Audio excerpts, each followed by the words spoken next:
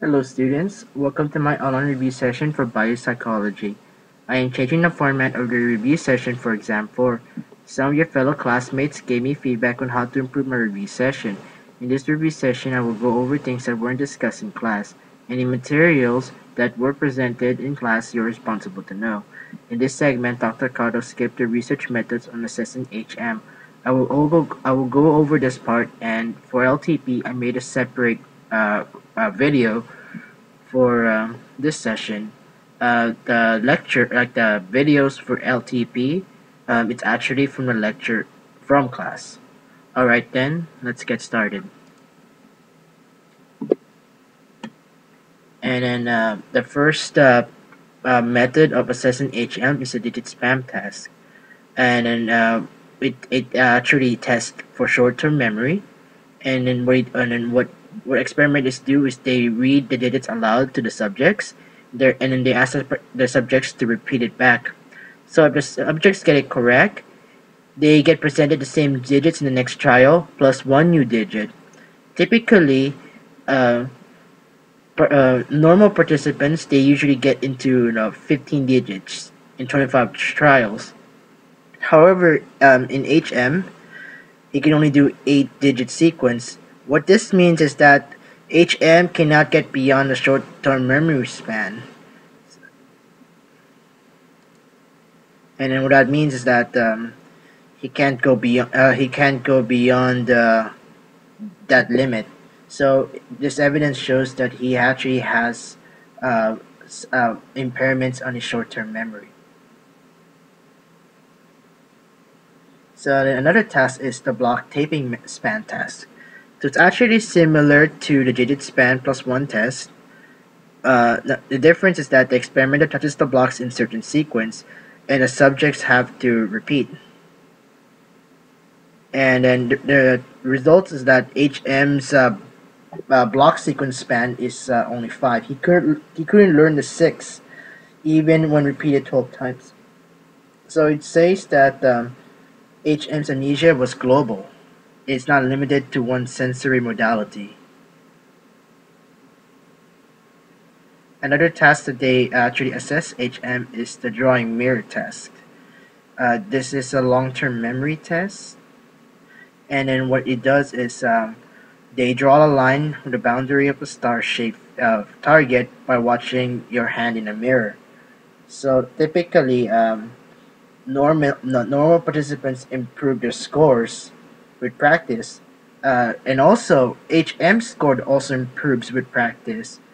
And then, however, though he doesn't really know that that he's improving, but then he's actually improving. He improves, but he doesn't explicitly know. It's just his scores improve, as in day 1, day 2, and day 3. So the conclusion is that HM's anterograde amnesia doesn't involve all long-term memories. Another test is the rotary pursuit test. So what it does is that the subjects will try to keep the tip of the stylus in contact with a target that rotates on a revolving turnable. So this is what it looks like. So and then the results is the same. HM scores improve, and the norm and then yeah, HM scores improves. So does the normal participants. And then so the conclusion is taken from the mirror drawing results. The could HM could form maybe HM could form sensory motor long-term memories. Another test they did was an incompletion picture test, and in this test, in this test they employ 5 sets of fragmented drawings. So there, in each set there's similar 20 objects, different amount of fragmentation. The same result is that HM scores improve, and then the conclusion is can form new long-term memories for the things that are not sensory motor. And another test is the eye blink Pavlovian conditioning. So in it's you train someone, to blink. So it's actually a followed tone followed by air puff to eye. The results are typically that on normals, they blink to tone. And in HM, it learned to bring the tone, but at a slower rate. So, and then also this test have two different that conclude in conclusion, there are two types of memory in long-term memories. So that's what the study found. One is that there is explicit memory, such as improve with conscious awareness, and implicit memory can improve without conscious awareness.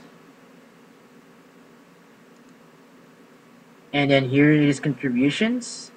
Medial temporal lobes are involved in memory. Short-term and long-term are distinctly separate. HM is unable to move memories from short-term to long-term. And then you can see there's like a memory consolidation, translation between short-term memory to long-term memory. He can't uh, do memory consolidation, and memory may exist but may be recalled as when HM exhibits a skill he does not know he has learned. So it really talks about implicit versus explicit memories. And I hope this video helps, and good luck studying.